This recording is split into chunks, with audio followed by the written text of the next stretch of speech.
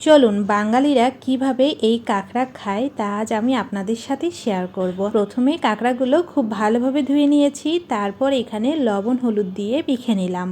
এখন এই কাঁকড়াগুলো খুব ভালোভাবে তেলের মধ্যে ভেজে নিব লাল লাল করে। আজকে আমি যেভাবে রান্না করছি, আপনারা যারা কাঁকড়া ভুনা খেতে পারেন না বা কাঁকড়া কখনো খাননি, এভাবে রান্না করে দেখবেন, বেশ মজা লাগে আর রান্না করা একদমই সহজ। আজকের ভিডিওতে আমি ফুল রান্নার রেসিপিটা আপনাদের সাথে শেয়ার করছি। তো এইদিকে আমি কাঁকড়াগুলো লাল লাল করে খুব সুন্দর মতো ভেজে নিলাম। তারপর এই কাঁকড়াগুলো একটি বাটিতে নামিয়ে নিচ্ছি।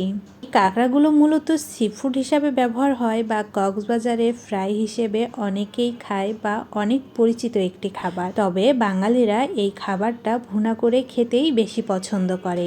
এখানে আমি তেলের মধ্যে কিছুটা পেঁয়াজ ভেজে নিয়েছি আর কিছুটা বাটা পেঁয়াজও দিয়েছি, আদা রসুনের পেস্ট দিয়েছি আর যা যা মশলা লাগে সেই মশলাগুলো দিয়ে খুব ভালোভাবে কষিয়ে নিচ্ছি। যেহেতু কাঁকড়াটা একদম ভুনা ভুনা করব, সেহেতু মশলাটা খুব ভালোভাবে কষিয়ে নিতে হবে। মশলাটা খুব ভালোভাবে কষিয়ে নেওয়ার পর ভেজে রাখা কাঁকড়াগুলো দিয়ে দিলাম। সেগুলো দিয়ে আবারও কাঁকড়া মশলা একসাথে খুব সুন্দরভাবে কষিয়ে নিচ্ছি, যাতে করে কাঁকড়ার ভিতর খুব ভালোভাবে মশলাগুলো ঢুকে যায়।